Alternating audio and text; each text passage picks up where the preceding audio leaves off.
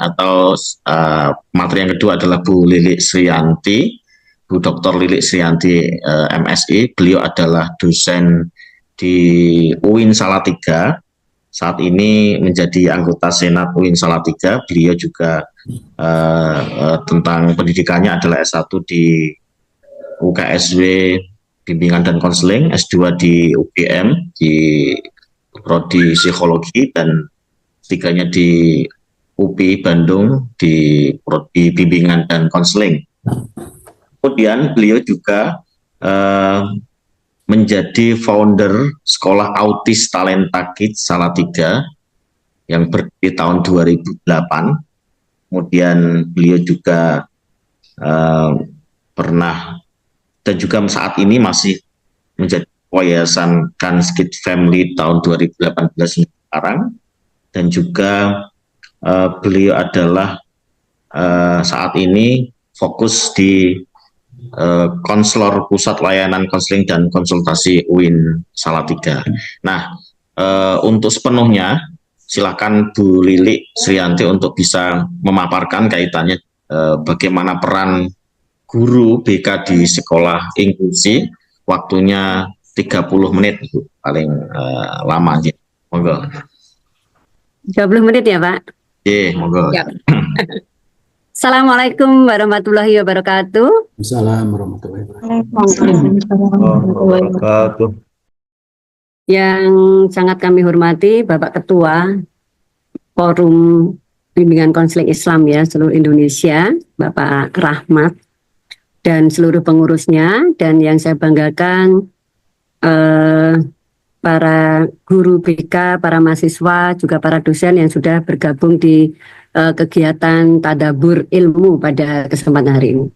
Senang sekali bisa bertemu bersama, dan kebetulan topik yang dibahas adalah tentang pendidikan inklusi ya. Jadi ini saya tidak perlu sinau, tidak perlu belajar lebih keras lagi ya. Peserta yang sudah hadir di sini adalah 150. Saya mau menyapa, apakah masih ada yang mendengarkan suara saya? Hadir Bu. Hadir Bu. Hadir Bu. Dengar jelas. Alhamdulillah, terima kasih. Suara saya juga bisa didengar ya. Ya. Tema yang akan kita bahas hari ini memang masih sama, tentang pendidikan inklusi, dan ternyata sebagian sudah dibahas oleh Pak Beni nih, Pak Beni ya. Terima kasih sudah membahas. Jadi saya kayaknya tinggal bumbu-bumbui saja ini ya, karena banyak materi yang sudah ada di situ, sehingga nanti terpaksa PPT-nya mungkin saya lompati karena sebagian sudah ya. Saya mau coba share screen. Tadi udah dikenalkan ya, saya dari UIN Salatiga, Prodi Bimbingan dan Konseling. Kebetulan saya mengelola sekolah untuk anak ABK.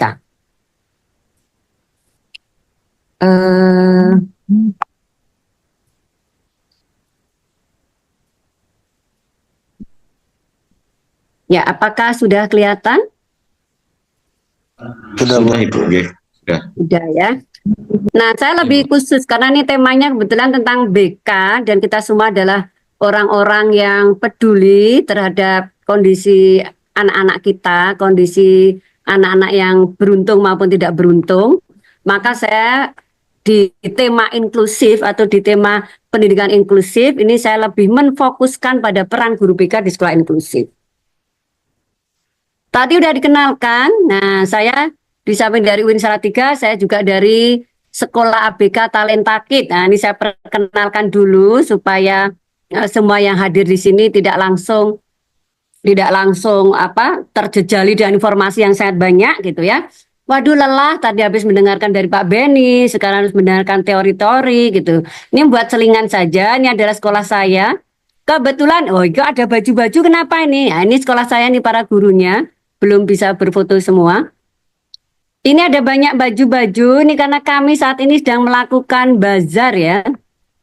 Bakti sosialnya berupa bazar, ini ada pakaian layak pakai gratis, siapa saja boleh mengambil. Karena ini kebetulan lokasi kami kan di jalan raya lalu lalang orang gitu ya. Nah, yang nampak di situ baju-baju, tapi sebenarnya Kemarin saya lihat tuh ada kompor, ada sepatu, ada tas, ada open gitu ya. Jadi kami menampung apa saja eh, yang tidak dipakai mungkin ya dari masyarakat sekitar, dan kita donasikan siapa saja yang membutuhkan.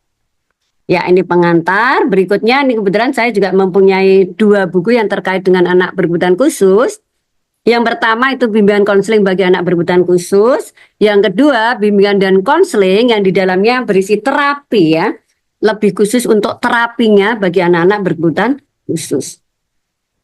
Ya, itu pengantarnya. Nah, ini saya sebenarnya mau mengawal ini dengan membahas tentang sekolah inklusif. Tetapi tadi sudah dibahas Pak Beni ya. Mungkin saya menambahkan saja. Memang sekolah inklusif ini adalah sekolah untuk semua gitu ya.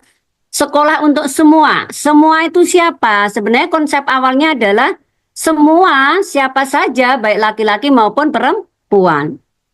Baik yang mampu maupun tidak mampu, baik orang dari ekonomi yang tinggi maupun yang rendah, dari berbagai suku, berbagai kalangan, termasuk anak-anak yang berkebutuhan khusus ya. Awalnya konsepnya seperti itu, tapi sekarang ini lebih terkenal sekolah inklusif adalah sekolah yang untuk anak berkebutuhan khusus.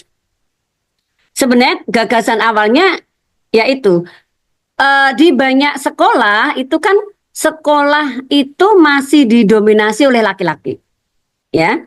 Misalnya petugas upacara yang ditunjuk laki-laki, menunjuk ketua kelas adalah laki-laki, ya. Gitu. Dengan adanya gerakan sekolah inklusif ini lebih mendorong peran dari semua golongan, semua aspek termasuk tadi perempuan untuk ikut serta, ya. Jadi banyak ketimpangan mungkin ya, selama ini masih banyak ketimpangan. Demikian juga sekolah inklusif itu juga mewadahi semua agama, semua suku, semua golongan. Jadi misalnya ini ada sekolah di Jawa, sekolahnya ada di Jawa, maka mestinya semua suku yang di luar Jawa pun diakomodasi, tidak dibeda-bedakan, mendapatkan perlakuan yang sama ya. Saya rasa itu. Tetapi di konteks ini kita akan membahas sekolah inklusif khususnya, yaitu sekolah yang di dalamnya ada anak berkebutuhan khususnya. Atau ada individu berkebutuhan khususnya.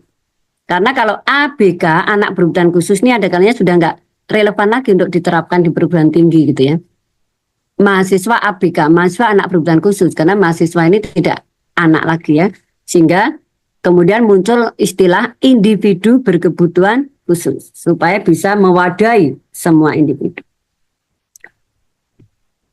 Nah berikutnya, ini saya juga ngikutin kisi-kisi sebenarnya yang diminta oleh panitia ya. Tadi sudah disampaikan tentang dasar hukum pendidikan inklusif ya. Tetapi saya mengambil satu saja nih. Ternyata sejak tahun 2009 itu sudah ada Permendiknas, Peraturan Menteri Pendidikan Nasional ya. Itu tentang pendidikan inklusif itu sudah ada ya. Demikian juga di peraturan pemerintah nomor 2005 itu tentang standar nasional pendidikan, itu di situ sudah tercantum SLB. Sudah mulai ada SLB. Dan yang terakhir, nih ya ambil yang terakhir, ada Permenristek Dikti nomor 48 tahun 23 itu tentang akomodasi layak untuk semua peserta penyandang disabilitas. Nah, di situ ada pasal yang menekankan pentingnya ULD. Jadi pemerintah di situ tuh mendorong semi mewajibkan karena ada unsur sanksi gitu ya. Perlu adanya unit layanan disabilitas. Ya. Nah, di situ dijelaskan unit layanan disabilitas itu dibentuk di setiap satuan kerja, unit kerja pemerintah, di perguruan tinggi, di pemerintah daerah, di kota, di Kemenak, di sekolah madrasah. Dan kita di Kemenak itu sudah mempunyai pokja inklusif ya. Sudah ada pokjanya inklusi dari Kemenak RI dan diturunkan ke Kanwil itu sudah ada. Sehingga di situ sebenarnya kita bisa melihat data siswa disabilitas atau siswa yang berkebutuhan khusus di setiap daerah, di kota, provinsi maupun di daerah, karena sudah terdata di situ. Kebetulan pernah melakukan penelitian tentang pendidikan inklusif di beberapa kota. Nah, dengan adanya unit layanan disabilitas nih, kalau misalnya kita nih di lingkungan Kemenak itu belum banyak yang mempunyai ya. Yang sudah ada kelihatannya UIN Jogja itu sudah ada unit layanan disabilitas, namanya Pusat Layanan Disabilitas PLD, sudah lama sekali malah itu ya, sudah sangat lama sekali. Nah, kalau di UIN Salatiga itu include, tidak ada dibentuk unit layanan disabilitas sendiri karena kami sudah punya pusat konseling dan konsultasi, dan di dalamnya ada layanan untuk disabilitasnya sehingga tidak dibentuk tersendiri. Kemudian baru-baru ini di Kemenak Semarang itu baru dilaunchingkan ada unit layanan disabilitas. Kalau di Salatiga, kemudian saya dari Salatiga, di pemerintah kota Salatiga itu mempunyai unit atau membentuk unit layanan disabilitas itu sejak tahun 2017.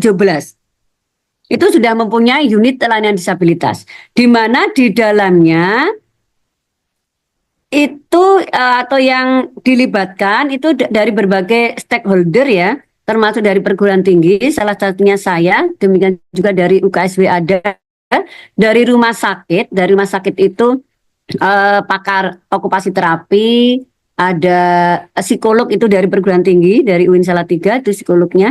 Jadi unit layanan disabilitas ini mengakomodasi beberapa kepakaran gitu untuk bisa memberikan layanan pendidikan yang tepat bagi anak-anak difabel atau anak-anak ABK di beberapa sekolah ya. Mulai dari asesmen, jadi anak-anak itu akan diasesmen oleh psikolog yang ada di unit layanan disabilitas. Kemudian berdasarkan asesmen itu di situ ada guru pendamping khusus. Jadi salah satu kebijakan pemerintah itu sebenarnya melakukan rekrutmen guru pendamping khusus untuk anak ABK. Dan di Salatiga udah beberapa kali tiap tahun ini ada rekrutmen guru pendamping khusus. Kebetulan saya menjadi petugas wawancara, tes wawancaranya. Nah, di unit layanan disabilitas, di pemerintah Salatiga itu yang disyaratkan itu ya, atau kualifikasi guru pendamping khusus untuk ABK yang diterjunkan di sekolah-sekolah, itu kualifikasinya yang pertama adalah dari program studi pendidikan luar biasa. Yang kedua dari sarjana psikologi, dan yang ketiga dari sarjana BK gitu ya. Jadi dari sini kita menjadi tahu bahwa ternyata sarjana BK itu dipandang mempunyai kompetensi untuk memberikan pendampingan bagi anak berkebutuhan khusus. Itulah sebabnya kenapa kita dari bimbingan dan konseling itu memang sebaiknya memberikan pembekalan yang memadai pada mahasiswa kita di prodi BKPI tentang layanan ABK ini, karena masyarakat termasuk pemerintah itu sudah memandang gitu ya, sudah menjadikan salah satu kualifikasi sarjana BK ini sebagai guru pendamping khusus. Guru pendamping khusus adalah guru yang mendampingi ABK di sekolah itu. Jadi si ABK di sekolah inklusi itu tetap belajar bersama guru kelas, bersama guru mapel, tetapi ada pendampingan dari GPK-nya, yaitu guru pendamping khususnya. Begitu. Jadi, nah di unit layanan disabilitas itu juga tadi mewadai banyak kepakaran gitu ya. Sehingga nanti disitulah para ABK dari sekolah-sekolah itu bisa melakukan konsultasi, melakukan asesmen, termasuk melakukan terapi di situ. Kemudian setelah itu kembali ke sekolah. Ya, itu sedikit perkenalan tentang unit layanan disabilitas yang akan lebih baik kalau kita di perguruan tinggi itu juga membentuk unit layanan disabilitas, karena yang merupakan amanah undang-undang ya, merupakan amanah dari peraturan pemerintah. Berikutnya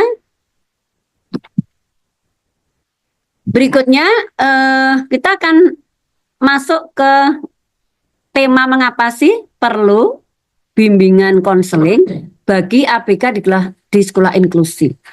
Mengapa perlu BK? Mengapa perlu peran ABK? Perlu peran bimbingan konseling. Mengapa guru BK itu perlu mengambil peran yang lebih banyak dalam pendampingan anak berkebutuhan khusus ya. Nah, yang pertama sebagaimana kita ketahui tadi disampaikan Pak Beni ya, bahwa selama ini kan persepsi masyarakat terhadap anak ABK masih belum bagus. Persepsinya masih negatif ya. Sebagian menganggap wah anak ABK ini kayak orang gila, nanti nggak punya masa depan gitu ya. Atau ada yang menganggap ini sebagai penyakit menular ya. Jangan dekat-dekat nanti ketularan misalnya gitu. Ini persepsi-persepsi yang buruk. Padahal ABK tidak sama dengan orang gila, tidak juga merupakan penyakit menular. Ini yang persepsi harus diluruskan ya. Masih juga masyarakat yang menganggap kelahiran ABK itu adalah sebagai bentuk kutukan.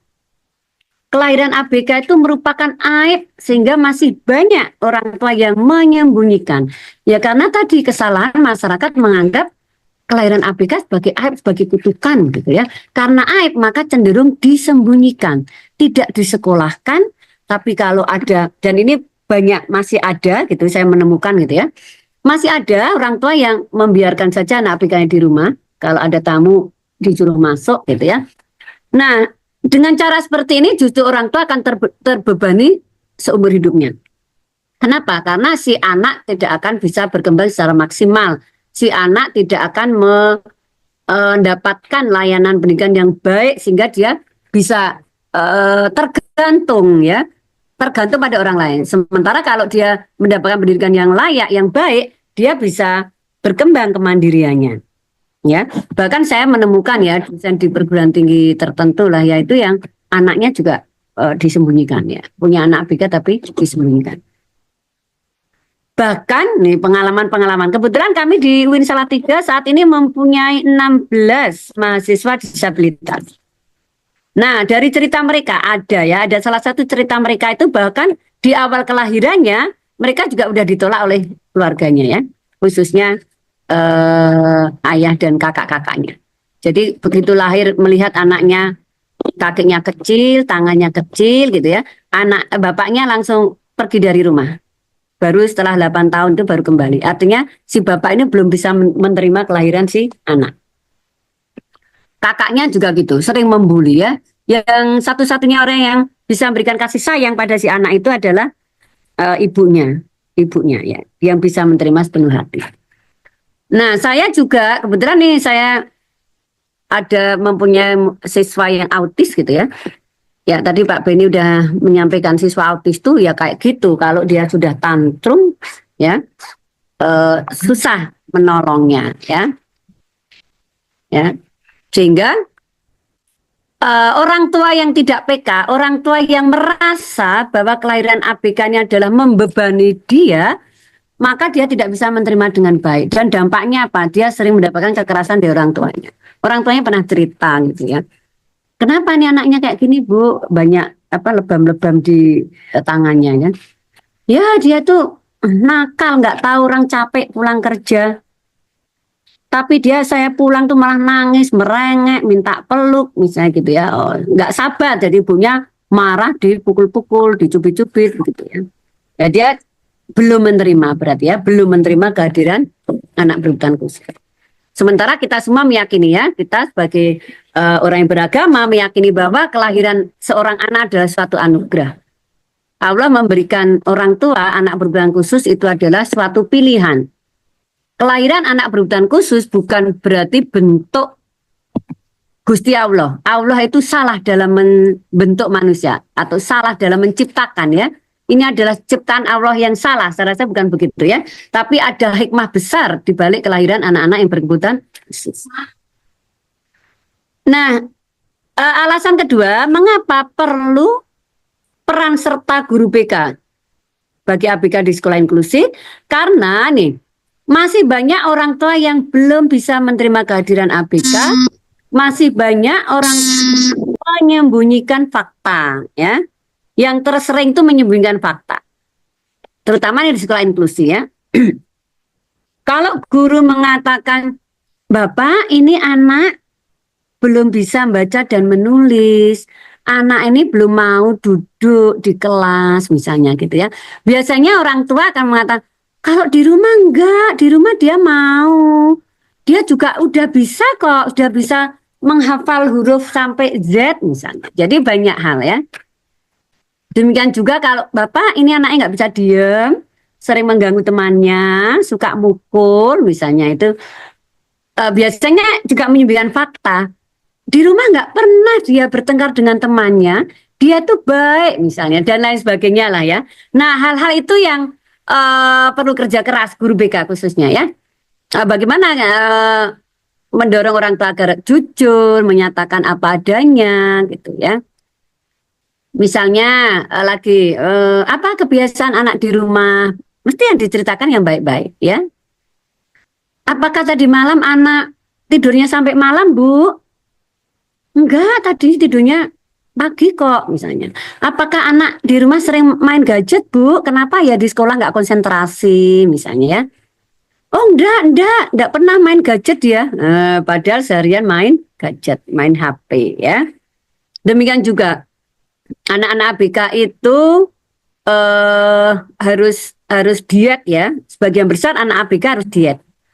Dietnya diet gluten, diet susu, makanan-makanan yang mengandung aditif gitu ya. Gluten itu ada di gandum ya. Mestinya tidak makan gandum. Khususnya anak autis, anak hiperaktif itu sebaiknya tidak makan gandum. Karena dia alergi gandum. Kalau dia makan gandum dan turunannya tentunya ya. Yang terbuat dari gandum itu ada mie, ada bakpao, ada kue-kue yang terbuat dari gandum. Itu memicu dia hiperaktif ya, karena gluten yang ada di gandum itu merusak saraf-saraf di otak ya. Nah, ketika anak menunjukkan hiperaktif di sekolah dan kita tanyakan ke orang tua, "Ibu apakah sudah menghentikan makan gandumnya?" "Iya, sudah, sekarang udah jarang." Wah, padahal masih ya. Apakah anak masih makan kayak jenis ciki-ciki yang banyak zat aditifnya, Bu? Biasanya juga mengatakan sudah berkurang, tapi mungkin ya kalau sama kakeknya, sama neneknya. Kalau sama saya sih enggak. Ya, biasanya gitu. Itu adalah hal-hal yang dikatakan orang tua yang menyembunyikan fakta ya. Kemudian problem lain, mengapa perlu guru BK turun tangan? Itu adalah karena sarpras ya, sarpras dan SDM-nya terbatas, tadi juga udah diungkap Pak Beni ya. Memang sarana prasarana yang dimiliki oleh sekolah inklusi itu jauh dari memadai. Ya. Walaupun ada ya, ada sekolah-sekolah inklusi bahkan di Kabupaten Semarang nih ada madrasah inklusi yang bisa menjadi jadi percontohan lah ya. Itu sarprasnya sudah lengkap ya. Dan madrasah inklusi yang ini juga yang kemarin menggagas lahirnya unit nelayan disabilitas. Ada 4 madrasah kebanggaan kabupaten yang memang sarana prasarananya sudah sangat memadai sebagai madrasah inklusif ya. Selain sarprasnya yang terbatas juga SDM-nya itu terbatas. Terbatas baik dari sisi jumlahnya, jumlah dari kepakaran yang diharapkan maupun terbatas dari kompetensi yang dimiliki.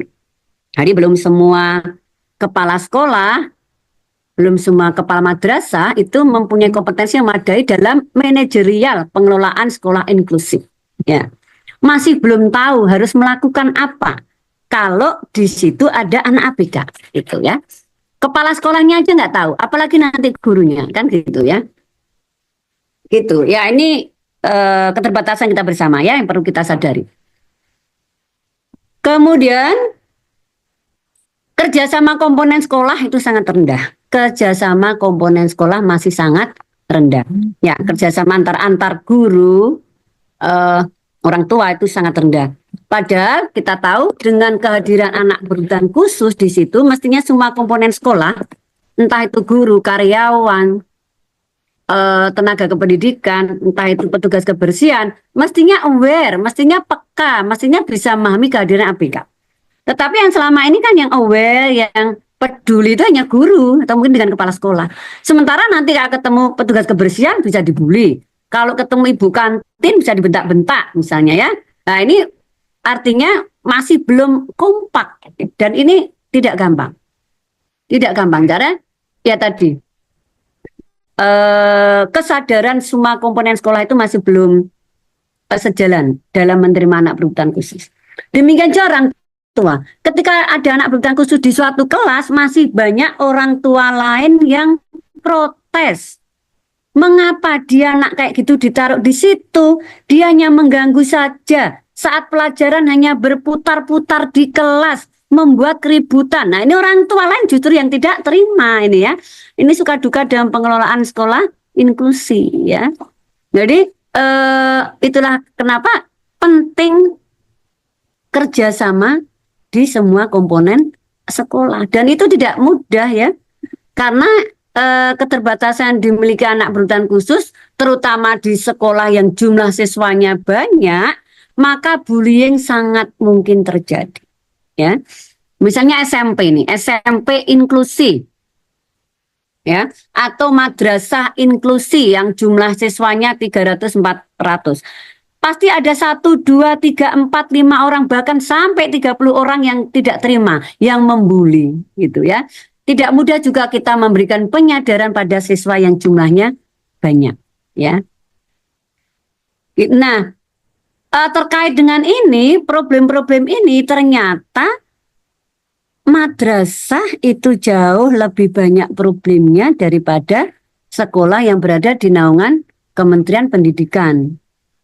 Yang di naungan Kemenak itu jauh lebih parah. Kenapa? Karena kepedulian pemerintah di lingkungan Kemenak ya, kabupaten provinsi itu belum seintensif dari mereka dari Dinas Pendidikan gitulah.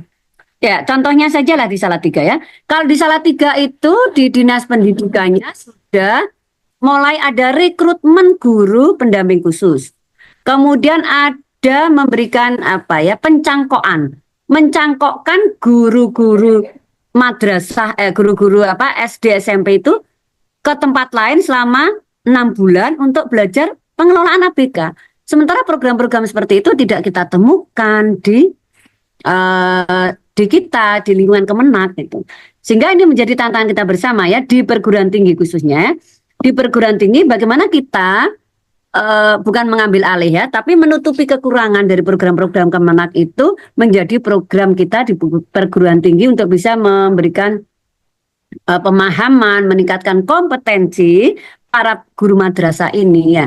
Ini kelihatannya sudah dilakukan oleh Pak Wahidin ya, Pak Dr. Wahidin, Pak Sekretaris ini sudah beberapa kali mengadakan kegiatan yang intinya adalah meningkatkan kompetensi dari guru-guru madrasah dalam layanan untuk anak-anak ABK-nya ya.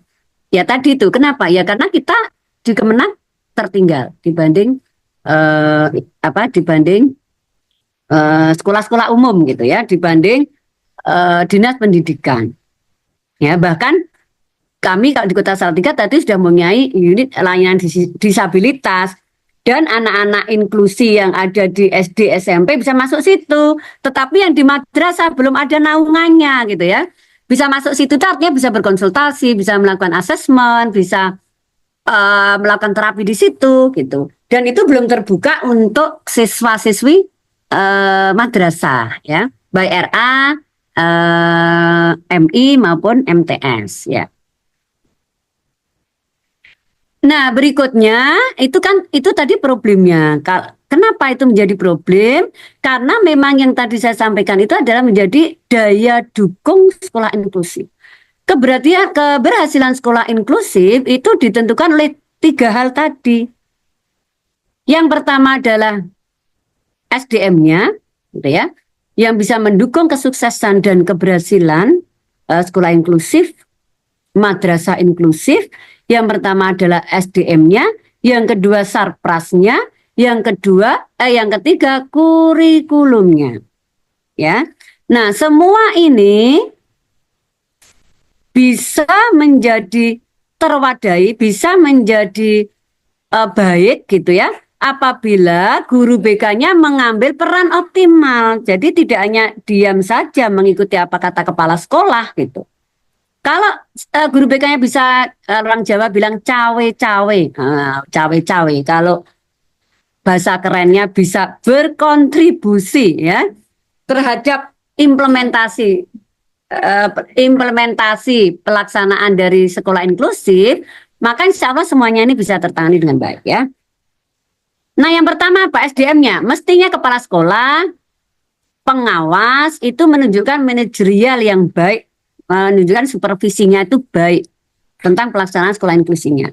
Kemudian mestinya kalau dia ada anak sekolah itu ada anak berkebutuhan khusus, idealnya juga mempunyai guru pendamping khusus. Ya. Nah, guru pendamping khusus nih tadi yang sudah saya sampaikan ini biasanya dari program studi pendidikan luar biasa, dari sarjana bimbingan dan konseling, dari psikolog, dari terapis wicara. Ya, selama ini sih seperti itu ya. Kemudian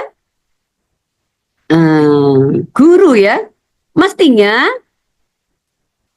guru dan semua komponen pendidikan itu tuh mempunyai kompetensi ya. Gurunya juga berkompeten, aware, sensitif terhadap kebutuhan ABK ya. Perangkat sekolahnya tadi juga gitu ya, perangkat pendidikannya ya. Komponen-komponen sekolah lain, dan mereka menunjukkan kolaborasi yang baik ya. Ada kolaborasi komponen sekolah itu ya. Sama-sama menerima, sama-sama aware gitu ya. Kemudian sarprasnya itu mestinya ramah ABK ya. Sarpras di sekolah inklusif itu harusnya ramah ABK. Misalnya ada ABK yang karena postur tubuhnya pendek. Waktu itu saya ngisi acara di Palangkaraya menemukan mahasiswa PIAUD yang tingginya seperti anak TK.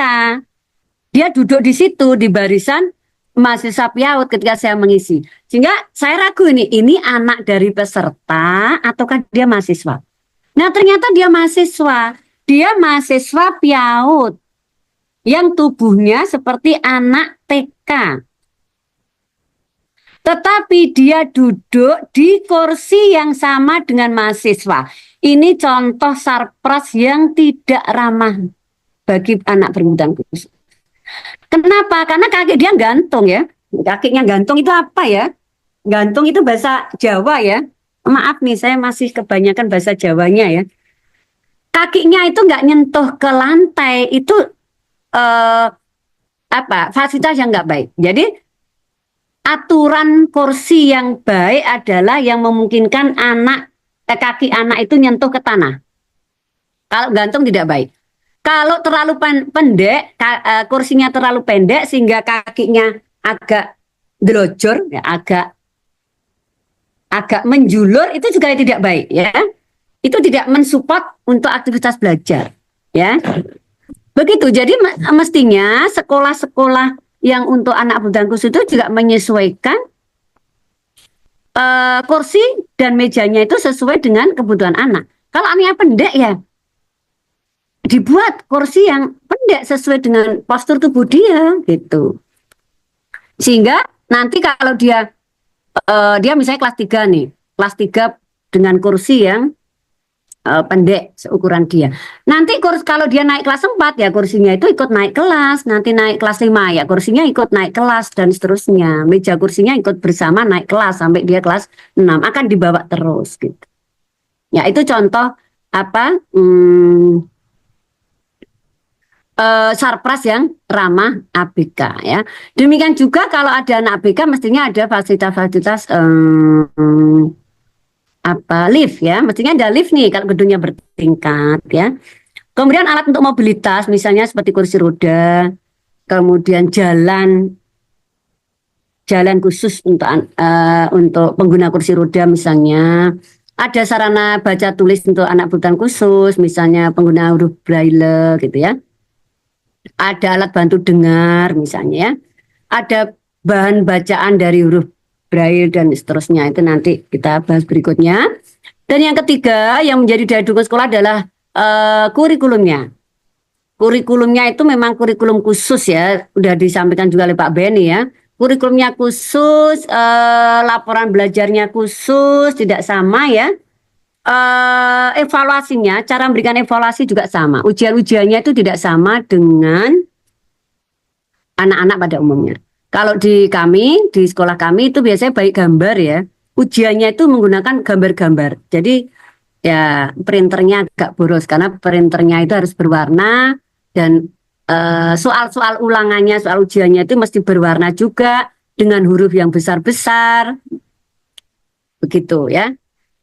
Dengan banyak gambar-gambar ya borosnya di situ ya sehingga kos pengeluaran untuk sekolah-sekolah inklusi demikian juga SLB itu memang besar karena alat-alatnya khusus.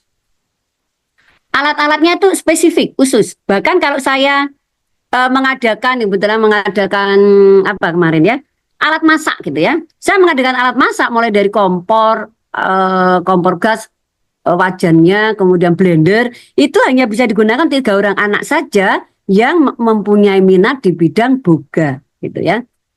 Saya mengadakan keyboard alat musik, gitu ya. Keyboard alat musik itu hanya bisa digunakan oleh 3 orang juga, yaitu anak-anak yang bisa atau punya minat di bidang musik dan seterusnya. Jadi pengeluaran tentang alat memang banyak. Ya, tetapi untuk sekolah inklusi ya, terutama kalau negeri, tinggal minta saja kelihatannya ya, tinggal minta pada pemerintah. Sekarang dana BOS sudah banyak ya, tadi sudah disampaikan. Nah itu, jadi kurikulumnya tidak sama. Nah bagaimana nanti menyusun kurikulum? Nah ini nanti ada di sesi tersendiri ya. Kemudian oh ya ada sarpras yang namanya clip on ya, ada clip on. Clip on ini alat yang dipakai oleh gurunya, bagi anak-anak yang mengalami tunarungu tunawicara. Jadi anak yang tunarungu sejak lahir itu biasanya otomatis akan tunawicara kan ya. Dia lahir tunarungu berarti otomatis tunawicara. Nah pada anak tunarungu itu ketika mengikuti pelajaran di kelas itu nggak tahu yang disampaikan guru. Ini di sekolah inklusi. Karena si guru atau si dosen kan menjelaskan untuk anak-anak pada umumnya. Maka cara dia bisa memahami yang disampaikan guru itu menggunakan sarana clip on tadi. Jadi di perguruan tinggi inklusi ini terutama ya, itu tiap anak akan diberikan clip on, kemudian clip on itu akan nanti dipasangkan atau dikasihkan ke dosennya, sehingga ketika di dosen atau si guru ngomong itu ucapan guru itu akan berubah menjadi tulisan di laptopnya si anak gitu.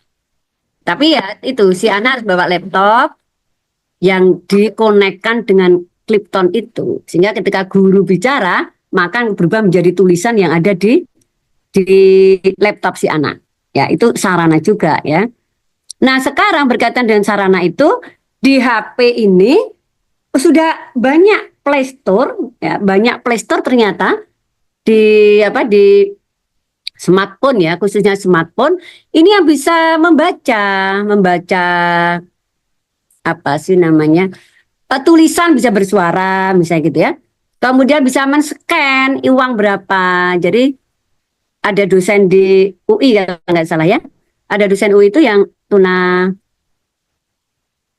itu tunanetra sih ya. Itu tunanetra ya. Kalau nggak salah tunanetra ya. Jadi memanfaatkan fasilitas yang ada di di smartphone. Dia itu bisa melihat bahwa ini uang 50.000, ini 100.000 dan seterusnya ya. Menggunakan di-scan lah ya, di-scan. Padahal tidak melihat ya. Sekarang banyak sekali fasilitas pendukung yang memudahkan individu berkebutuhan khusus. Sehingga dia tidak akan ketinggalan ya. Ya, ini kurikulumnya tadi sifatnya adalah kurikulum yang sifatnya individual atau yang dikenal dengan PPI. Program pembelajaran individual, dan itu adalah merupakan kurikulum yang dimodifikasi sesuai dengan kebutuhan anak ya. Nah ini tadi sudah saya sampaikan ya. Tadi SDM di sekolah inklusif itu mestinya mulai dari guru, kepala sekolah, tenaga kependidikan, semua itu aware ya, sensitif, peka terhadap kebutuhan ABK ya. Kemudian semestinya sekolah itu juga berkolaborasi dengan dokter anak, dokter saraf, THT itu untuk mendiagnosis ya, mendiagnosis anak ini punya gangguan apa. Kalau dia tidak mendengar, misalnya, maka dengan datang ke dokter THT itu bisa kita lihat tingkat kekuatan dengarnya. Karena anak yang tidak mendengar atau anak yang tuli itu kan tidak selalu tuli total ya. Ada yang sebenarnya dia masih mendengar suara samar-samar. Artinya dia bisa mendengar kalau suara itu keras gitu. Oh, kalau gitu berarti guru harus bicara dengan suara yang keras misalnya. Ya. Jadi dengan bekerja sama dengan dokter ini kita bisa melihat apa gangguan dialami anak dan tingkat keparahannya seberapa. Nah, ini guru sekolah juga perlu berkolaborasi dengan psikolog, dengan guru BK, terapis wicara, okupasi terapis, terapis musik, terapis bermain, dan ahli-ahli yang lain. Tidak harus selalu mempunyai, tidak harus selalu punya di sekolah itu, tapi bisa bekerja sama keluar, terutama kalau kota itu mempunyai unit layanan disabilitas. Nah, ini salah satu contoh sarana ya. Mestinya sekolah inklusi itu juga mempunyai parkir khusus difabel. Ini banyak di perguruan tinggi itu sudah ada parkir khusus difabel. Yang ini adalah ada jalan, jadi kalau misalnya ini unda-undaan, jalannya berunda-unda, maka mestinya ada jalan khusus untuk pengguna kursi roda. Ya. Demikian juga toilet, ya. Nah, toilet khusus difabel itu settingnya tidak sama ya. Kalau ini relatif yang terlengkap ya, tetapi minimal kalau toilet untuk difabel itu lebih luas ruangannya supaya nanti pengguna kursi roda bisa masuk. Kemudian lebih baik kloset ini kloset duduk ya, jangan kloset jongkok, terutama untuk kaum tunadaksa gitu ya.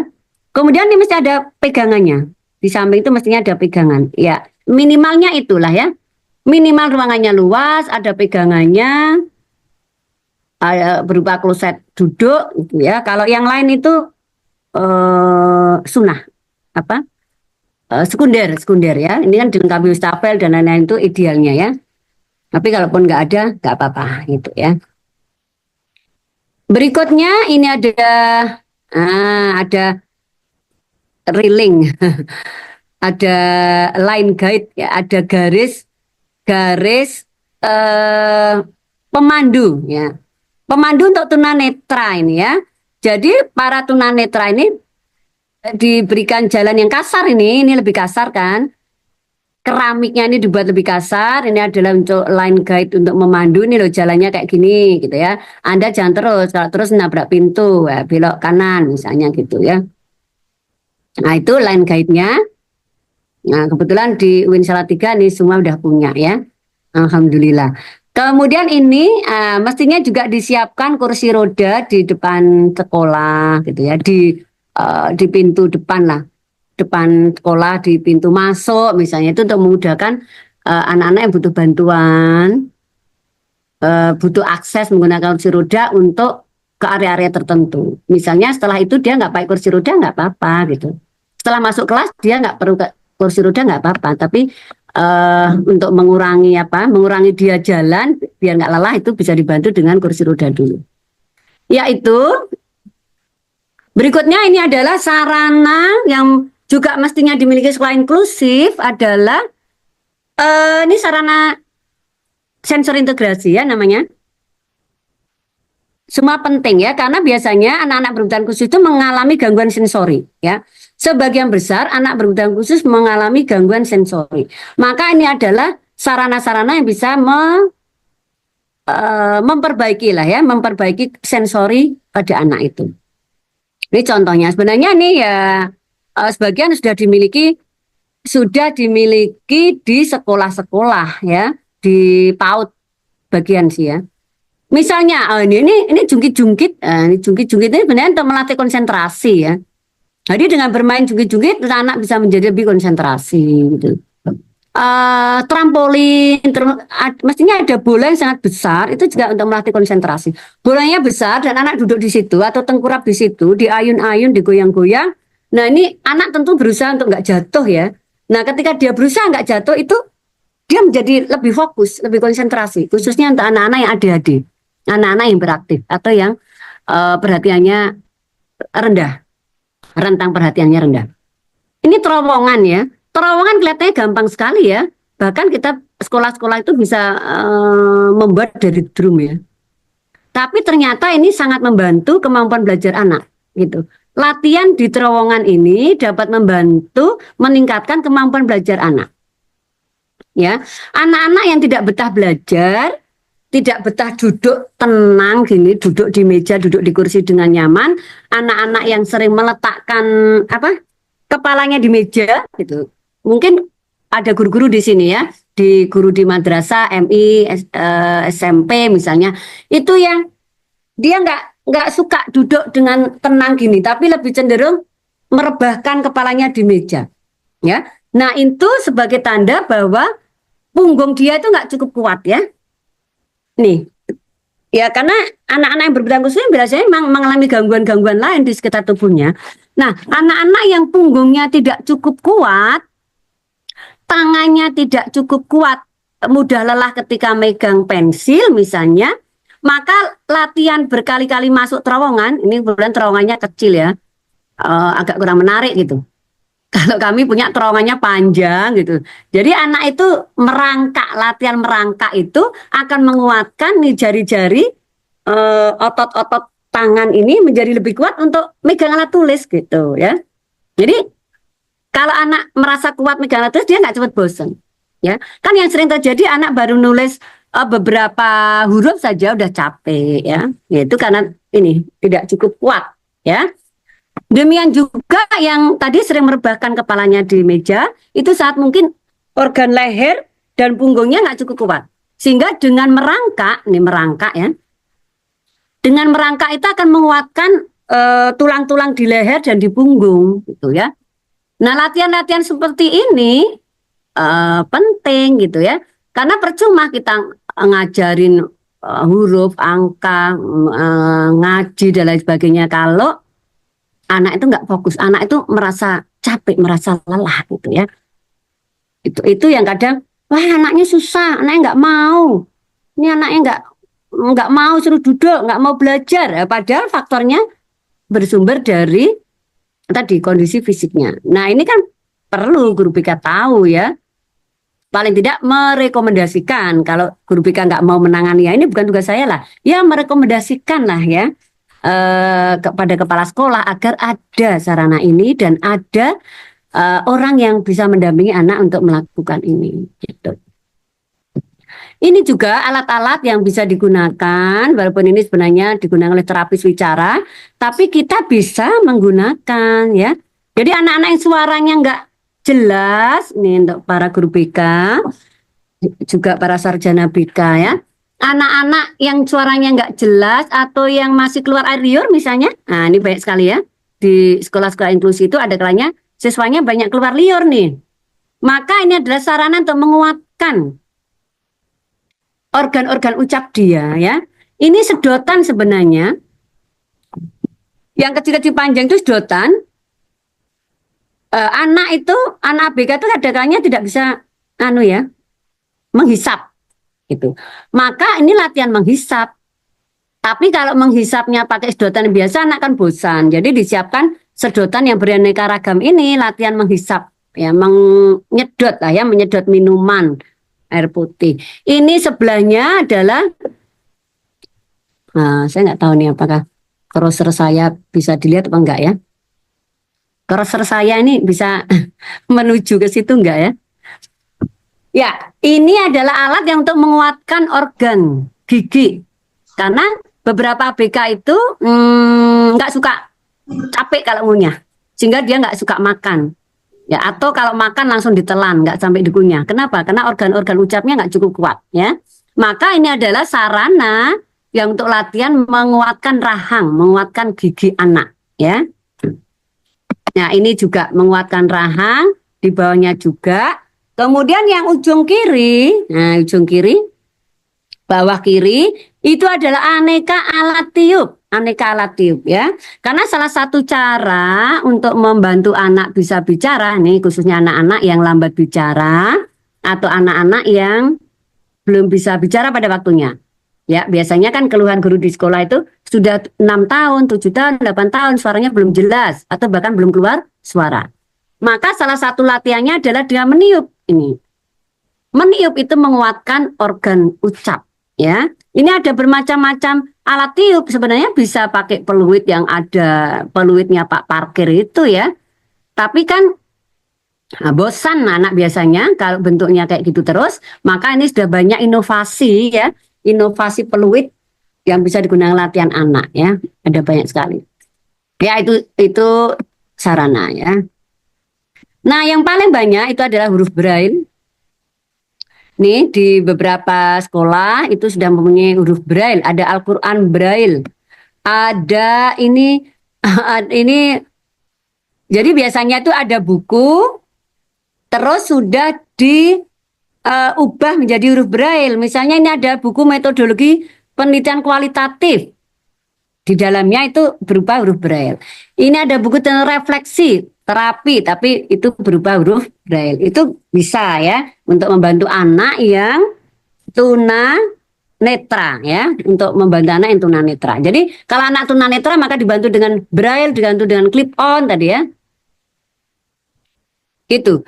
Terus ini berkaitan dengan sarana, huruf braille ini juga semestinya ditempel di tempat-tempat tertentu ya, misalnya ruang kelas gitu ya.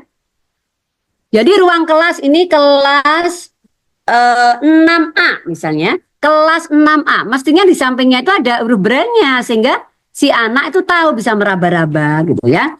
Terus ruang perpustakaan mestinya di bawahnya ada braille-nya. Oh ini ruang perpustakaan, jadi anak bisa meraba, bisa tahu gitu ya. Demikian juga penunjuk arah, misalnya ini ada penunjuk, ada plang penunjuk arah, misalnya ini jalan ke perpus, ini jalan ke laboratorium, ini ke lapangan, itu mestinya juga ada huruf braille-nya di situ. Ya, dan saya rasa yang lain-lain lah ya. Jadi penggunaan huruf braille ini sebaiknya juga diletakkan di tempat-tempat yang strategis, yang dibutuhkan atau di tempat-tempat umum yang dibutuhkan ya. Nah berikutnya nih, kalau kita apa sih sekarang tugas guru BK di sekolah inklusi ya.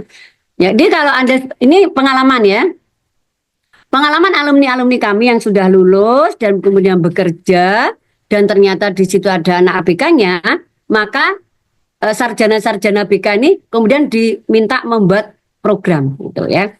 Ada yang curhat ke saya ya, aduh ibu, ini saya mengajar di SMP, di situ ada 5 anak ABK, saya diminta membuat program untuk anak ABK, bagaimana ya Bu? Nah ini ya, ini alumni-alumni yang lama ya, mungkin belum ada materi tentang atau mata kuliah tentang ABK nih, yang khusus untuk bimbingan konselingnya ya. Nah maka ketika itu terjadi, ketika guru BK itu sudah mulai terjun di suatu sekolah dan ada anak ABK, maka tugas yang pertama adalah melakukan identifikasi ya. Identifikasi nih dari semua anak yang ada, misalnya ada 200 orang, diidentifikasi mana anak yang menunjukkan indikasi ABK dan mana yang masuk kelompok anak yang normal. Itu perlu diidentifikasi dulu, ya. Kalau sudah diidentifikasi, oh ternyata ada 9 yang ABK. Maka 9 yang ABK ini langkah kedua adalah dilakukan asesmen, ya. Tugas guru BK berarti melakukan asesmen. Asesmen itu bisa bekerja sama dengan psikolog gitu ya, untuk tahu ya taraf inteligensinya gitu, untuk tahu kondisi emosionalnya, perilakunya dan lain-lain. Tapi guru BK bisa melakukan sendiri. Ada instrumen saya rasa bisa di-download nih banyak ya, instrumen yang bisa untuk melakukan asesmen ABK ini, sehingga nanti bisa ditemukan oh, yang 9 tadi adalah yang ini tunagrahita, yang ini tunalaras, yang ini tunarungu. Oh, ternyata sebagian ada disleksia, ada autis, ada hiperaktif misalnya, ya. Nah, asesmen ini nanti akan menemukan kelebihan, kekuatan anak, potensinya di mana, bakatnya di mana gitu ya. Kemudian di proses asesmen ini ini biasanya guru BK itu perlu berkonsultasi ya atau berkolaborasi dengan pakar-pakar yang lain ya. Misalnya tadi berkolaborasi dengan psikolog untuk tes IQ-nya. berkoordinasi atau konsultasi dengan dokter anak. Jadi orang tua diminta membawa anaknya ke dokter anak. Kemudian nanti ditanya hasilnya atau diagnosisnya apa dan rekomendasinya apa ya. Bisa juga ke dokter saraf, ke psikiater, ke THT ya tadi ini belum ditulis. Termasuk dengan guru, kolaborasinya itu untuk asesmen tuh tanya ke orang tuanya tentang kebiasaan anak. Tanya ke guru-guru lain bagaimana keseharian anak ketika mengikuti pelajaran gitu ya, dan pakar-pakar lain yang memang dibutuhkan ya. Misalnya tadi terapis bicara misalnya kalau dibutuhkan, barulah berdasarkan hasil asesmen itu guru BK baru bisa menyusun kurikulum untuk anak berkebutuhan khusus. Sehingga kalau di sekolah ini ada 9 ABK, bisa jadi guru BK harus menyusun 9 program atau 9 kurikulum karena masing-masing anak itu memerlukan kurikulum yang berbeda gitu ya. Nah ini hasil identifikasinya nggak perlu saya sampaikan, hasil identifikasi mungkin seperti ini nggak perlu. Setelah lakukan asesmen kemudian disusun kurikulum, maka nih lahirlah namanya program pembelajaran individual atau PPI. Jadi setiap anak itu mempunyai PPI, setiap anak mempunyai program pembelajaran individual, ya. Nah, hasil pembelajaran individual tadi disusun dari mana? Ya, dari hasil asesmen, dari wawancara dengan guru, dari wawancara dengan orang tua, gitu ya. Kemudian buat rancangan PPI. Ini satu pembahasan tersendiri ya, nggak cukup waktunya. Kemudian ini rancangan, baru pelaksanaan ya PPI ini dilaksanakan, dievaluasi, ada tindak lanjutnya. Tuh, ya. Ya ini ceritanya icip-icip saja gitu ya. Tidak bisa dibahas dengan detail ya, icip-icip saja sekedar tahu untuk pendalamannya. Teman-teman yang ada di sini bisa melakukan kajian lagi ya, mencari literatur-literatur lagi. Ini ada beberapa cara menyusun kurikulum untuk anak berkebutuhan khusus ya. Ada yang namanya substitusi. Substitusi itu artinya mengganti dengan materi lain. Jadi kurikulum yang ada di sekolah umum, materi-materi yang ada di sekolah umum itu yang tidak bisa dikerjakan oleh ABK maka diganti dengan materi lain. Misalnya materi loncat tinggi, misalnya ya di SD atau di MI ada materi loncat tinggi. Ya dia kan tunadaksa, dia kakinya nggak seimbang gitu ya, tangannya pendek. Ya nggak mungkin lah dikasih materi loncat tinggi tadi, maka diganti dengan materi yang cocok untuk dia. Kira-kira apa ya? Modifikasi. Ya, modifikasi itu artinya kurikulum itu benar-benar diubah. Ya, semua nih rata-rata kurikulum untuk ABK itu diubah ya, dimodifikasi sesuai dengan kebutuhan. Ya, kalau di tempat kami misalnya, kami menyusun kurikulum itu tetap mengikuti kemarin di kurikulum Merdeka. Di kurikulum Merdeka ya. Tetapi materi untuk anak kelas 5 gitu ya. Materi untuk anak kelas 5 SD itu bisa jadi kami ambil dari materi kelas 1 SD gitu. Nah, itu dimodifikasi ya. Begitu. Materi anak-anak kelas 1, anak-anak kelas 1 itu kami ambil dari materi-materi di TK misalnya gitu. Itu dimodifikasi. Kemudian duplikasi ya. Diduplikat berarti sama dengan materi untuk kurikulum reguler, itu diduplikat saja, sama persis sama, tapi mungkin disederhanakan, gitu ya. Sama ada perkalian, misalnya gitu ya. Kalau duplikat itu sama-sama ada perkalian, sama-sama ada pembagian, tetapi perkaliannya misalnya cukup sampai 20, pembagiannya cukup sampai angka 100 misalnya gitu. Jadi diduplikat sama persis tapi diturunkan sedikit ya. Omisi. Nah, omisi ini berarti cara penyusunan kurikulum dengan cara meniadakan materi secara total. Jadi benar-benar nggak ada materi dari kurikulum reguler. Ya. Tidak ada materi dari kurikulum reguler. Kami juga membuat sistem omisi ini khususnya untuk anak autis yang baru masuk ya. Anak-anak autis 5 tahun, 6 tahun yang baru masuk itu sama sekali kami tidak menggunakan kurikulum dari pemerintah. Kami mempunyai kurikulum sendiri yang namanya kurikulum Catherine Moritz ya. Catherine Moritz itu memang khusus kurikulum untuk anak autis. Kita panduannya pakai di situ. Bahkan sampai 2 tahun ya. Kalau dia belum lulus di kurikulum Catherine Moritz, walaupun dia sudah 8 tahun, 9 tahun, maka dia nggak bisa masuk ke kurikulum pemerintah, kurikulum yang sudah disediakan oleh pemerintah ya. Ya untungnya sekarang ini ada kurikulum merdeka ya.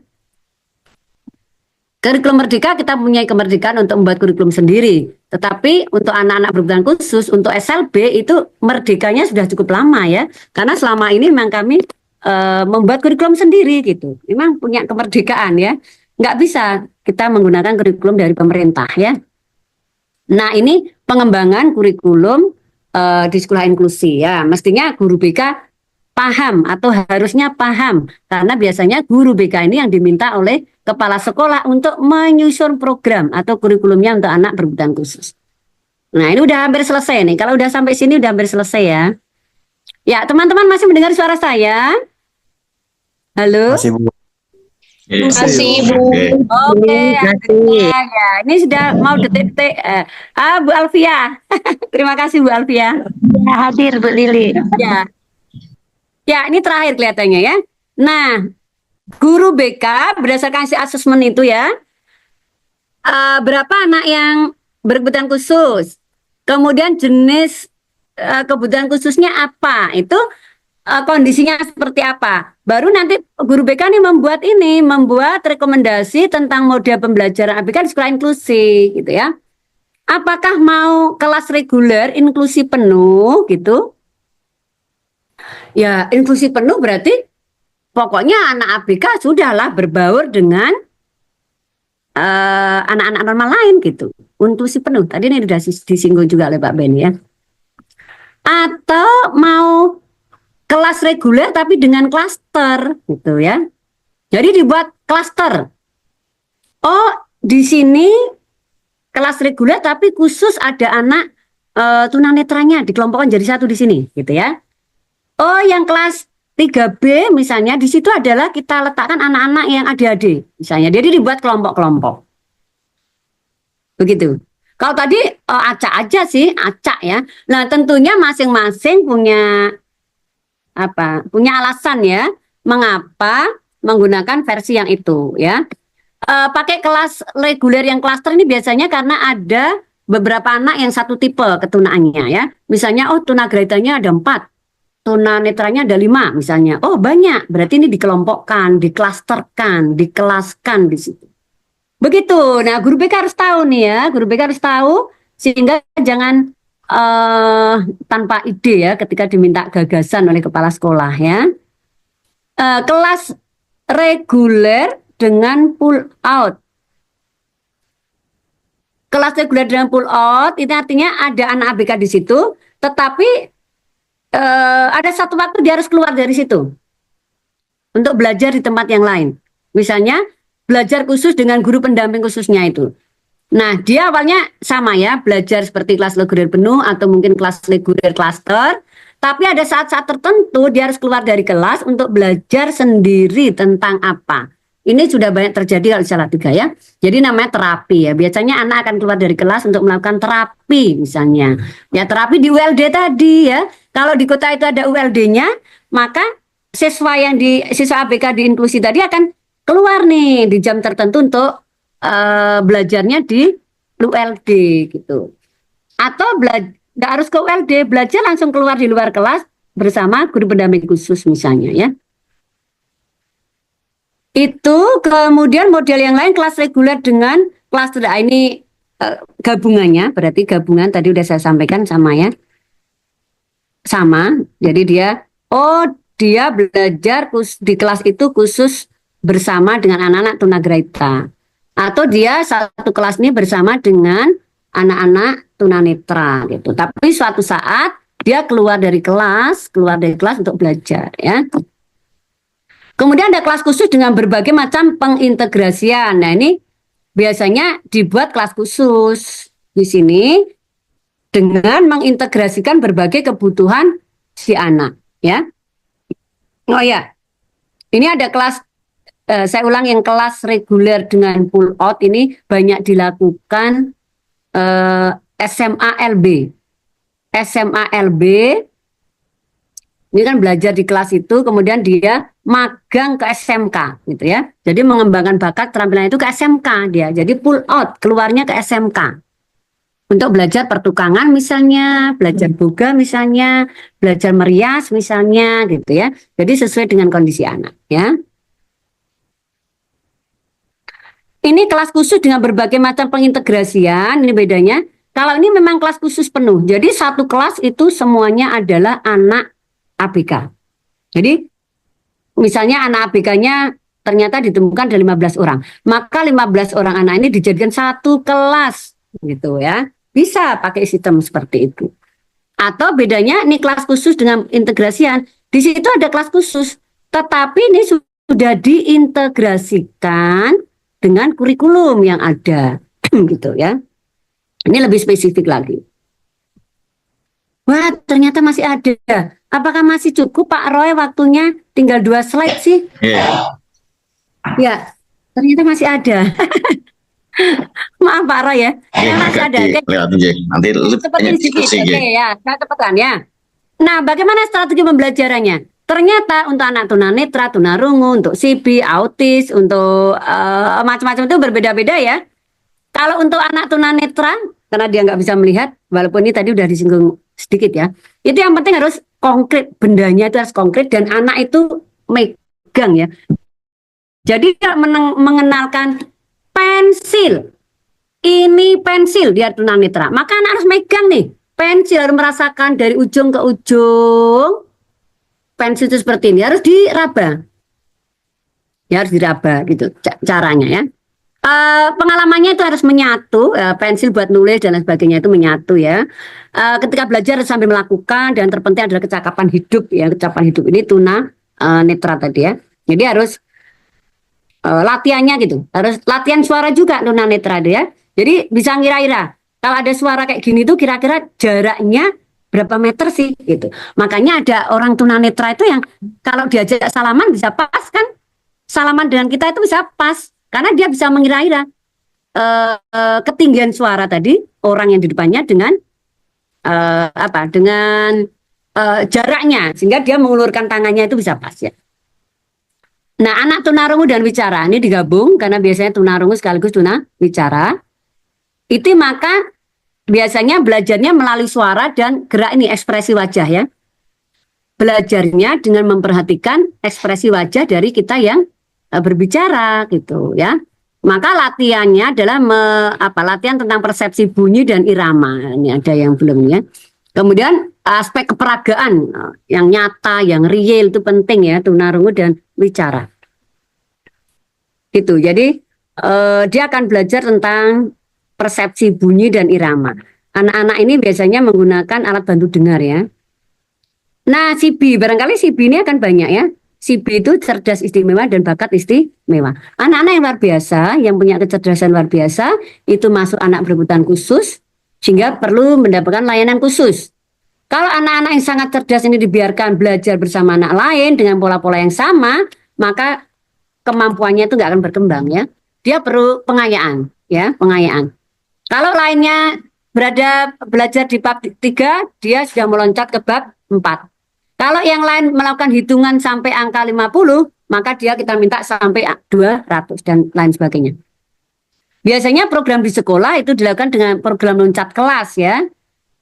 Misalnya dia kelas 6 sudah bisa ikut, dia kelas 5 bisa ikut ujian kelas 6. Dia kelas 2 SD bisa ikut ujian kelas 3 dan seterusnya. Dia kelas 2 SMP ikut ujian kelas 3 dan seterusnya, itu program loncat kelas. Atau mungkin program akselerasi, yaitu sekolah SMP, madrasah ditempuh hanya 2 tahun, SMA 2 tahun, aliyah 2 tahun ya. Ya sayangnya belum banyak nih madrasah-madrasah yang menyelenggarakan kelas akselerasi ya. Ya, terakhir kelihatannya. Tunadaksa itu yang terpenting mobilitas gerak. Dia harus bisa mobilitas gerak, perlu layanan medis dan tadi itu terapi okupasi, sensori integrasi yang tadi ya. Kemudian perlu disiapkan bimbingan karir nih untuk tunadaksa ya. Tunadaksa itu guru BK perlu merancang kira-kira karirnya yang cocok untuk dia itu apa. Ya. Sesuai dengan kondisi tubuhnya ya. Oh dia bisa kok nanti buka pabrik apa? Pabrik kue misalnya, membuat kue sendiri. Bisa dengan cara apa? Ya mungkin model tangga apa? Kursinya dibuat tangga dan sebagainya. Jadi ini perlu setting ya. Seperti halnya kita lihat sepeda motor untuk anak-anak tunadaksa itu kan dimodifikasi ya. Demikian juga nanti bimbingan karir kalau dia mau menekuni di bidang tertentu, maka peralatannya itu perlu dimodifikasi ya. Tunagrahita, anak-anak yang IQ-nya rendah, di situ dia dibutuhkan kasih sayang, dibutuhkan keperagaan, pembiasaan, pengulangan terus-menerus ya. Biasanya programnya adalah daily activity atau kecakapan hidup untuk anak tunagrahita itu. Jadi belajar melipat, belajar cuci tangan, mandi itu diajarkan lebih dahulu. Bagaimana buang air, bagaimana menyiram kotoran gitu ya. Kalau perempuan itu sudah kita ajarkan daily activity. Ini memasang pembalut, bagaimana membersihkan ketika dia menstruasi itu diajarkan pada anak ya. Nah terakhir anak tunalaras itu juga sangat, tunalaras itu adalah anak yang perilakunya tidak selaras dengan lingkungan atau orang awam biasanya menyebutnya anak nakal. Nah anak nakal, anak tunalaras tapi bukan nakal tadi ya, itu masuk ABK ya. Karena dia mengalami gangguan perilaku dan gangguan emosi ya. Nah, umumnya ini adalah pola pengasuhan yang salah, yang otoriter, yang diktator sehingga strateginya butuh kasih sayang. Memberikan sesuatu sesuai kebutuhan, penggunaan waktu luang, jangan sampai dia banyak waktu luang sehingga memicu dia melakukan perilaku yang destruktif, yang merusak gitu ya. Tapi juga perlu kedisiplinan, dicari bakat, minat dan potensinya sehingga dia bisa teralihkan kelemahannya tadi menjadi hal yang lebih positif. Ya, kelihatannya sudah selesai ya. Sekian, terima kasih. Kurang lebihnya saya mohon maaf. Mudah-mudahan bisa bermanfaat. Saya kembalikan pada moderator. Assalamualaikum warahmatullahi wabarakatuh. Waalaikumsalam warahmatullahi wabarakatuh. Saya Terima kasih Bu Lilik Srianti yang sudah memaparkan panjang ya, lebar kaitan dengan peran guru BK di sekolah inklusi. Saya yakin dan saya berharap ada diskusi lebih lanjut kaitan dengan ini. Walaupun Bapak Ibu sekalian tadi sudah memahami, mungkin ada hal-hal yang kaitannya dengan pengembangan di sekolah atau di perguruan tinggi, mungkin ada yang ditanyakan. Kami beri waktu 4 penanya karena ini hari Jumat sehingga harus selesai lebih awal. Bahkan Bapak Ibu mahasiswa, saya Bapak Bapak siapa nih? Assalamualaikum warahmatullahi wabarakatuh. Waalaikumsalam warahmatullahi wabarakatuh. Perkenalkan, nama saya Ade Subarkah, mahasiswa dari Universitas Islam Kyai Haji Ruhyat, Tasikmalaya, Cipasung. Ya, silakan. Izin bertanya kepada Bapak Ibu pemateri. Kebetulan saya dari tingkat 1, semester 1 mau semester 2. Saya baru mengetahui tentang adanya pendidikan inklusif gitu Ibu. Jadi cukup alhamdulillah pemahaman saya sampai sini. Banyak sekali pertanyaan-pertanyaan yang mungkin untuk kedepannya saya akan belajar lagi tentang pendidikan inklusif. Yang akan saya tanyakan di lingkungan saya, di lingkungan entahkah itu kampus, entahkah itu di sosial masyarakat, hal tabu sekali ketika ada perlakuan kepada ABK atau individu berkebutuhan khusus. Nah, saya sebagai mahasiswa BK menyikapi hal tersebut bagi entahkah itu lingkungan, entahkah itu pada masyarakat, memberikan pemahaman bahwa mereka juga gitu, individu yang mempunyai kebutuhan khusus itu harus diperlakukan yang sama, fasilitas, entahkah itu pendidikan dan sebagainya. Sedangkan di daerah saya khususnya kampus itu masih kurang jauh dari kata menyediakan fasilitas-fasilitas khusus bagi ABK. Terima kasih. Terima kasih Mas Adi Subarkah ya dari Tasikmalaya. Ade ya. Pak. Ya. Selanjutnya Bapak Ibu atau mahasiswa yang bertanya lagi, silahkan.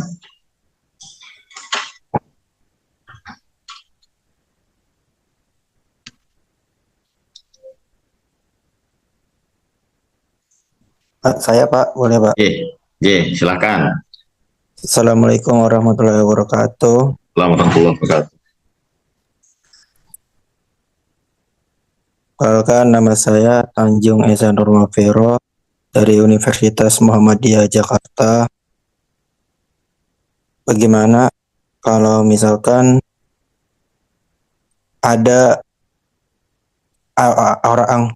anak nih, misalkan kebutuhan khusus dibully oleh teman-temannya, itu sikap kita sebagai guru, bukan guru BK doang sih, kepada guru yang lainnya gitu. Itu gimana Pak cara mengatasinya doang gitu. Terima kasih. Assalamualaikum warahmatullahi wabarakatuh. Waalaikumsalam warahmatullahi wabarakatuh. Ada lagi?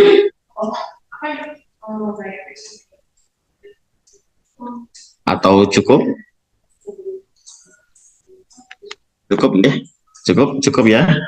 Nah, ada dua pertanyaan dari Mas Ade dan Pak Tanjung ya, atau Pak Tanjung ini dari Muhammadiyah Jakarta. Ada dua pertanyaan. Untuk yang pertama saya berikan ke Bu Dr. Lilik Srianti MSI dulu, kemudian nanti dilanjutkan ke Bapak Dr. Beni Azwar MPD Cons, sekaligus closing statement gitu. Saya persilakan. Monggo Bu Lili. Iya.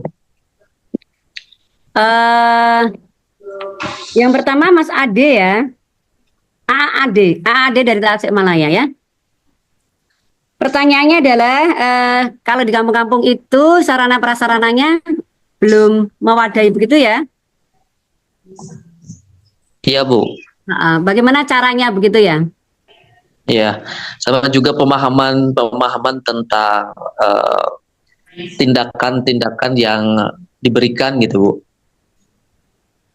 Iya. Yang terutama itu kita perlu mensosialisasikan, terutama ya kalau di kampung-kampung itu perlu mensosialisasikan di forum ibu-ibu PKK atau ibu-ibu pengajian, di forum-forum di pengajian-pengajian begitu ya. Pentingnya kita menumbuhkan keikhlasan, penerimaan, penghargaan, empati terhadap anak berkebutuhan khusus berserta keluarganya. Itu perlu disosialisasikan, itu menjadi tanggung jawab kita bersama. Karena biasanya di PKK gitu ya, terutama di PKK itu ada forum-forum seperti itu ya. Atau kalau ada RT, enggak tahu di Himalaya itu ada RT enggak ya? Di forum-forum RT gitu, rumah-rumah RT di RW itu biasanya perlu memang diangkat ya. Siapa lagi yang peduli kalau enggak kita ya? Ya memberikan penghargaan lah ya dan penerimaan. Kemudian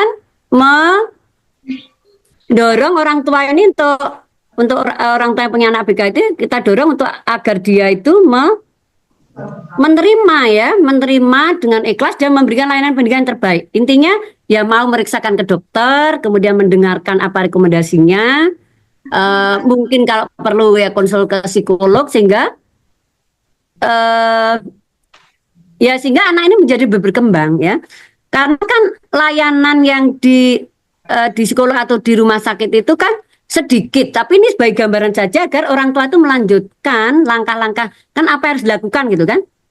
Ya, jadi Kita tidak bisa ngajari orang tua, oh ibu harus melakukan kayak gini, enggak ya. Tapi ibu ini kita dorong untuk konsultasi ke pakar ya, baik itu psikolog maupun dokter. Nah, mereka pakar ini yang akan memberikan arahan ya. Anak ibu harusnya seperti ini, termasuk ketika harus disekolahkan khusus begitu. Nah, bagaimana bila ternyata sarananya itu tidak selengkap seperti yang tadi saya gambarkan ya? Sebenarnya alat-alat yang tadi itu kan sudah model pabrikan ya, sudah modifikasi dibuat untuk memudahkan pengguna baik orang tua maupun guru. Tapi sebenarnya banyak alat-alat itu tersedia atau kita buat sendiri itu sangat gampang ya. Kayak yang tadi masuk terowongan gitu ya. Itu kan anak bisa masuk ke di bawah kursi, di bawah meja misalnya gitu ya. Jadi banyak sih yang bisa dimodifikasi sendiri, bisa dibuat sendiri. Begitu ya, dengan melihat atau mencontoh biasanya di rumah sakit itu bagian rehabilitasi medis ya, rumah sakit bagian rehabilitasi medis itu akan kita lihat tuh sarana-sarana kayak tadi itu ya. Itu Pak, saya satu aja gitu ya Pak Roy ya. J. Ya, Lanjut J, Pak Dr. Beni. Ya, Pak Beni. JJ. Silakan Pak Beni.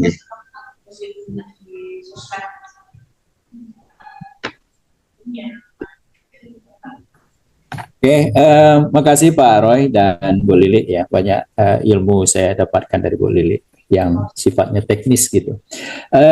Oke, jadi berkaitan dengan pertanyaan ya Ananda Tanjung Esa dari Muhammadiyah Jakarta ya. Jadi anak-anak ABK yang dibully oleh anak lain ya. Ini memang udah penyakitnya di sekolah inklusif seperti itu. Apalagi kalau sekolah itu dengan disiplin yang sangat lemah sekali ya. Kemudian kekurangan banyak sumber daya misalnya ya, terutama guru yang mengawasi dan ikut terlibat langsung dalam pendidikan inklusif itu memang udah permasalahan yang ada di mana-mana di sekolah inklusif. Atau bahkan sekolah itu memang sekolah inklusif yang baru berjalan, jadi baru dibuka, jadi butuh penyesuaian gitu. Nah, tugas kita orang BK tentunya bagaimana supaya kejadian membuli itu tidak terulang kembali gitu. Jadi kalau misalnya membuli itu hanya dilakukan person to person misalnya, itu bisa kita panggil yang membuli ya, kita nasihati, kita konseling ya, bagaimana mereka itu supaya bisa menerima keberadaan anak-anak inklusif itu. Dan tentunya ya yang dipanggil juga anak-anak berkebutuhan khusus ya, kita bangun kepercayaan dirinya agar juga tidak terlalu lemah di sekolah inklusif. Artinya apa? Jangan terlalu minder ya, jangan dengan kepercayaan diri yang rendah sehingga ini nantinya akan dijadikan bahan olok-olokan, dimangsa oleh anak-anak yang biasa, apalagi anak-anak yang memang hiperaktif ya, kemudian juga agresif dan memiliki tatanan nilai yang kurang misalnya, dan pola asuh yang mungkin dari rumahnya udah terbiasa seperti kurang bagus lah misalnya. Nah ini yang harus jadi sehingga mereka itu nantinya bisa ketemu dalam satu titik. Artinya kalau misalnya anak-anak yang biasa itu bisa menurunkan egonya, kemudian dengan toleransi, empati yang tinggi dia bisa menerima keberadaan anak-anak inklusif. Sementara anak-anak inklusif pun juga jangan berada di bawah saja, tapi dia bagaimana bisa meningkatkan kepercayaan dirinya, kemudian ya meningkatkan kemampuan keterampilan sosialnya untuk bergaul dengan anak-anak biasa. Nah, bagaimana dengan peran guru ya, terutama guru BK itu juga dengan layanan bidang sosial atau bagaimana membangun hubungan sosial yang konstruktif dan produktif itu bisa dilakukan melalui layanan-layanan klasikal, kelompok atau memang individual di kelas gitu. Nah ini kalau misalnya person to person. Nah kalau misalnya yang membuli itu, misalnya dibuli anak inklusif itu jumlahnya juga banyak seperti yang dikatakan Bu Lili tadi ya. Kemudian juga yang jumlah siswa yang tidak terimanya pun juga banyak juga misalnya, atau misalnya separuh itu tidak menerima keberadaan anak-anak seperti itu. Nah, mungkin kita bisa melakukannya ya sebagai orang BK itu. Jadi dalam BK itu ada satu strategi yang dikatakan politik dalam tanda petik gitu. Jadi politik dalam tanda petik itu bagaimana kita menyelamatkan anak-anak ABK itu dengan mempolitisasi ya lingkungan sekolah itu. Jadi dari satu sisi nantinya guru BK itu jangan bergerak sendiri, nanti kita capek jadinya di sekolah. Jadi yang harus dilakukan misalnya pada upacara-upacara bendera ya, dari hasil temuan itu ya kita sepakat misalnya itu meminta kepada kepala sekolah atau pembina upacara siapa saja agar selalu menekankan hal-hal yang seperti ini. Ya mungkin agar tidak ada pembulian, intimidasi yang menyebabkan ada anak-anak tertentu yang merasa dirugikan di sekolah itu, atau bahkan nanti melalui wali kelas, atau bahkan melalui guru mata pelajaran yang diselipkan di awal atau di akhir mata pelajaran gitu. Nah, atau bahkan nantinya bisa juga kita lakukan misalnya seperti kalau masalahnya itu sudah agak kronis misalnya, itu bisa diskusi profesional dengan mendatangkan narasumber seperti yang dikatakan Bu Lili tadi, yang tentunya itu narasumber mungkin tidak akan mungkin bisa bersentuhan langsung dengan anak misalnya dalam kelas, apalagi kalau jumlahnya begitu banyak.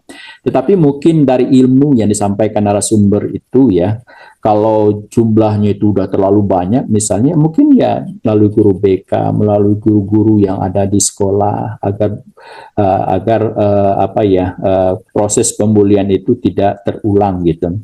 Nah, yang lebih penting juga ya sekolah itu memang harus satu visi gitu. Bagaimana menciptakan lingkungan yang ramah anak gitu. Itu kan memang udah slogan sekolah di mana-mana. Hanya saja kan selama ini ramah anak itu lebih kepada yang sifatnya multikultural, bukan kepada pendidikan inklusif. Artinya multikultural begini. Jadi dalam satu sekolah itu ada beberapa etnis suku misalnya. Atau dalam satu sekolah itu ada beberapa agama misalnya. Itu yang dikatakan multikultural. Nah, sehingga nantinya bagaimana sekolah bisa mengadaptasi, kemudian mengakomodir dari perbedaan-perbedaan itu sehingga yang muncul itu adalah persamaan. Jadi diasimilasi gitu. Jadi perbedaan-perbedaan itu dikurangi, bahkan dihilangkan, yang muncul itu adalah kesamaan-kesamaan. Karena dengan memunculkan kesamaan-kesamaan itu akan lebih memudahkan dari siswa-siswa di sekolah, apakah anak berkebutuhan khusus atau anak biasa misalnya, untuk bergaul, bergabung, kemudian juga belajar dalam satu sekolah yang sama gitu. Nah ini yang harus kita lakukan kalau menurut saya. Jadi kita guru BK ini ya, apalagi orang-orang yang di perguruan tinggi itu memproduk tenaga-tenaga kependidikan khususnya dalam bidang bimbingan konseling, ini tugasnya juga sangat berat dan kita harus setiap waktu itu mengevaluasi bagaimana kurikulum itu betul-betul tetap akomodatif dengan tuntutan. Nah, terutama yang berkaitan dengan pendidikan inklusif ini. Tadi udah banyak disampaikan oleh Bu Lili ya. Kita seharusnya memang harus seperti itu. Bagaimana guru BK itu jangan hanya lebih banyak belajar tentang konsep ya. Kemudian juga harus yang betul-betul aplikatif. Itu banyak sekali tadi itu. Dan kalau itu ditularkan ke guru BK ya rasanya yang selama ini pemerintah kesulitan mencari guru pendamping khusus, kemudian juga yang jurusan-jurusan dari psikologi misalnya, karena memang kan dari aturan-aturan itu kan memang lebih banyak yang bisa masuk ke sekolah. Kan sebenarnya kan memang guru, yang memang latar belakang pendidikan guru gitu. Nah, ini kan yang harus kita perhatikan. Jadi itu yang kira-kira Ananda Tanjung Esa ya. Semoga ke depan ya BK itu betul-betul menjadi kontributor yang sangat bagus, efektif lah untuk pendidikan inklusif di sekolah. Jadi kalau ada pendidikan inklusif di sekolah itu, jadi BK itu memang menjadi tempat bertanya, ya, menjadi tempat berembuk untuk membuat program, kemudian bagaimana saran dari BK itu supaya pendidikan inklusif di sekolah itu betul-betul bisa jalan dengan baik. Ya, tentunya guru BK kan juga harus memiliki keterampilan dan wawasan tentang itu. Nah, bagaimana perguruan tinggi itu juga harus kita yang bertanggung jawab di perguruan tinggi, bagaimana supaya ya kurikulum dimodifikasi, ya, kemudian ada mata kuliah tambahan, misalnya seperti yang disampaikan tadi oleh Bu Lili.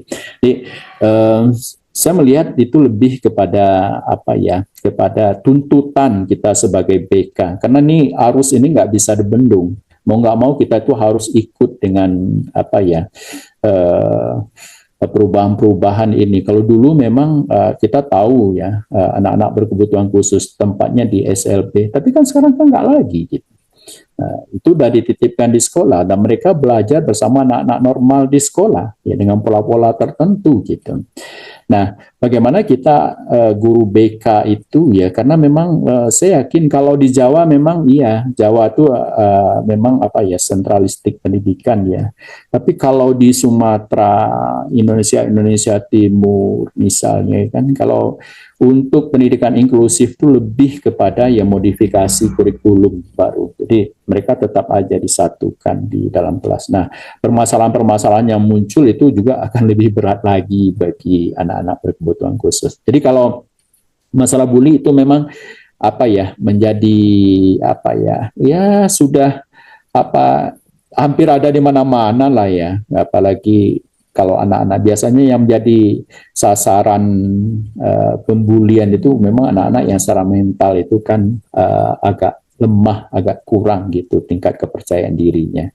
Dan sekarang bulinya nggak tanggung-tanggung lagi, betul-betul sudah berbahaya. Dan banyak dari hasil riset itu kita pahami bahwa akibat bully itu ada anak itu yang sampai bunuh diri karena dibully nggak tahan gitu.